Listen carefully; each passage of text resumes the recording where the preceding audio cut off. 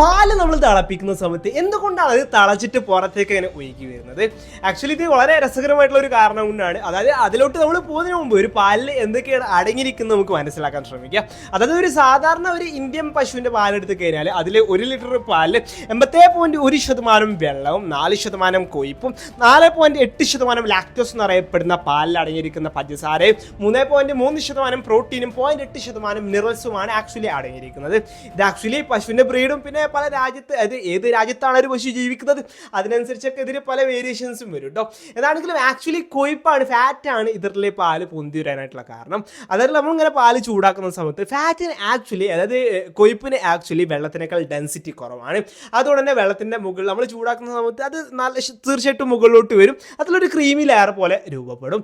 പിന്നീട് നല്ലതുപോലെ നമ്മൾ ചൂടാക്കുന്ന സമയത്ത് വെള്ളം, അതായത് ഈ പാലിലെ വെള്ളം അതുപോലെ 100 ഡിഗ്രി സെൽഷ്യസിലോട്ട് അതിൽ തിളച്ച് മറയുന്ന സമയത്ത് അതിൻ്റെ ഇടയിൽ നീരാവിയും കാര്യങ്ങളൊക്കെ അതിൽ കുടുങ്ങി കിടക്കും. അതിൽ ഒരു നീരാവി തന്നെയാണ് ഈ ഒരു ഫാറ്റ്, ഈ ഒരു ക്രീമി മുകളിലുള്ള ഒരു ലെയർ അങ്ങനെ മുകളിലോട്ട് ഷിഫ്റ്റ് ചെയ്യുന്നത്, പൊക്കുന്നത്.